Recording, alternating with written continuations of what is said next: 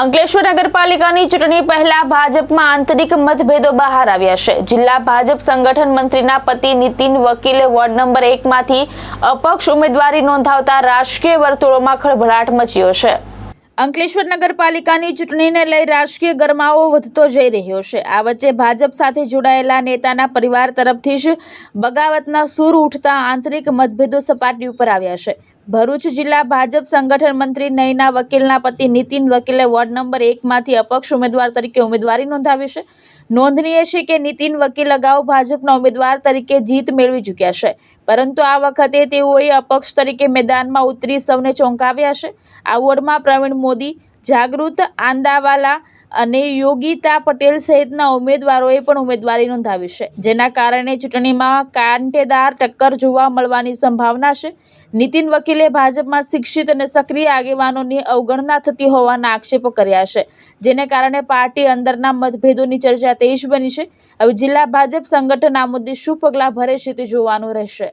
ગઈ વખતે ટર્મમાં તમે ભાજપમાંથી ઉમેદવારી કરીને ચૂક્યા હતા અને આ વખતે અપક્ષમાં ઉમેદવારી કરી રહ્યા છે, અને જ્યારે તમારા ધર્મપત્ની ભાજપના મંત્રી જિલ્લા બોડીમાં તમે કેમ અપક્ષ ઉમેદવારી કરવાની ભૂલ? હું છેલ્લા 30-35 વર્ષથી રાજકારણમાં સક્રિય છું।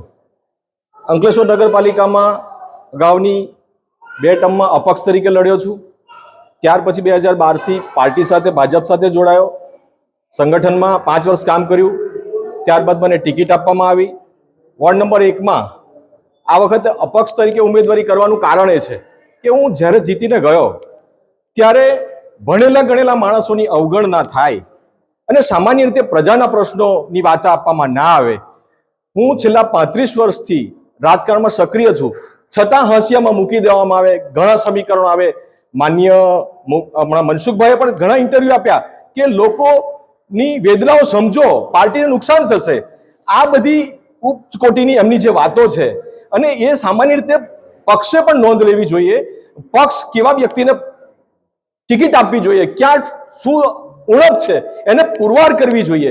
ખરેખર નગરપાલિકામાં મેં જ્યારથી શાસન જોયું છે ત્યારથી શાસનમાં ક્યારે પણ મેં વિકાસના નાણાં માટે સરકાર અઢળક રૂપિયા આપે છે, છતાં પણ આ વિકાસ થતો નથી।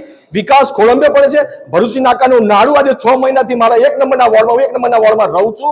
6 વર્ષથી મારે ત્યાં રહેવાની આવવા જવાની વ્યવસ્થા છે। બીજી સોસાયટીમાંથી આવવા જવાનો માર્ગ આપવામાં આવેલો છે। લોકો ત્રાહીમામ પોકારી ગયેલા છે। અમે પણ રોજે રોજના પેટ્રોલ અને ડીઝલથી પોકાર, લોકો સમજશે કે સાહેબ તમે આટલા બધા આગેવાન છો, એડવોકેટ છો, તમે ચૂંટણી લડો અને આ બધી સમસ્યાઓને તમે આગળ લાવો।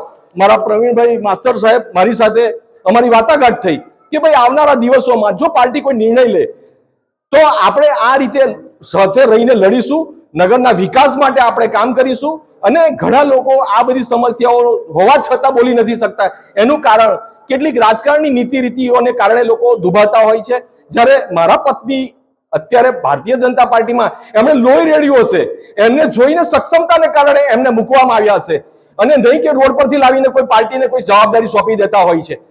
ત્યારે આજે પાછળથી પાર્ટીએ ગાઈડલાઈન ઊભી કરી છે કે ભાઈ 3 વર્ષની ટર્મ હોય તો એના માટે સાયલન્ટ, 60 વર્ષ માટે સાયલન્ટ, પાર્ટીના કોઈ અન્ય ઉમેદવાર અન્ય જગ્યાએ હોય તો એને પણ એને સાયલન્ટ। તો શું મારા પરિવારમાં અમે આખો પરિવાર ભાજપ સાથે સમર્પિત છીએ, તો પાર્ટી જો આ રીતે નિર્ણયો લેશે તો અમારી સ્કિલનું શું થશે? એડવોકેટ બનેલા લોકોની કામગીરી કરવા માટે અમે તત્પર છીએ, છતાં પણ જો તમે આ રીતે કામગીરી કરવા માંગશો તો પાર્ટીમાં મારા મિસિસ જે છે, પત્ની છે, એના માટે એમનો અલગ વિચારધારા છે, મારી અલગ વિચારધારા છે। મારે પ્રજાના કામો કરવા છે અને અમે પાર્ટીના કામો કરીશું। અમારી 4 ટીમના સક્ષમ અને ભણેલા ગણેલા ઉમેદવાર છે। હું એડવોકેટ છું, અમારા સાથે MA BEd MPhil સુધી ભણેલા શિક્ષક છે, જેઓ નગરપાલિકાના ભ્રષ્ટાચારોને છેલ્લા 5 વર્ષથી ઉજાગર કરી રહ્યા છે, લોકોને સાચી સમજ આપી। છતાં પણ પક્ષને જોઈને લોકો કે ઘણા લોકોને ઇન્ટરનલ પ્રોબ્લેમો હોય કે જે લોકો નથી આગળ આવી શકતા, નથી બોલી શકતા, પણ અમે લોકો માટે લડનારા એડવોકેટ વ્યક્તિ જ્યારે પોતાના એના માટે ના લડી શકીએ તો એ માટે અમે આ બાબતે શું કામગીરી કરી શકીએ, પાર્ટીએ પણ નિર્ણય લેવો પડે કે આવા ભણેલા ગણેલા સક્ષમ માણસોને આગળ લાવવા જોઈએ, નહીં કે હાંસિયામાં કે રોડ પરથી લાવીને તેવા માણસોને પાર્ટીએ ઉમેદવારી કરાવવી જોઈએ। જો આ રીતે વિકાસ કરશે, અઢળક નગર ઉપરથી સરકાર પૈસા પણ આપશે, નાણાં પણ આપશે, એ નાણાંનો વિકાસ થવાનો નથી ક્યારે। અને નગરપાલિકામાં હું 35 વર્ષથી શાસન જોયું છે, ત્યાંની પણ આ જ પરિસ્થિતિ હતી, હાલમાં પણ આ જ પરિસ્થિતિ છે. મારા પત્રકાર મિત્રો પણ ઘણીવાર આઇસોલેટેડ સમાચારો છાપે છે, તેમાં પણ મને દુઃખ થાય છે કે ભાઈ આવા સમાચાર આજની પરિસ્થિતિમાં, વર્તમાન પરિસ્થિતિમાં આપવા પડે.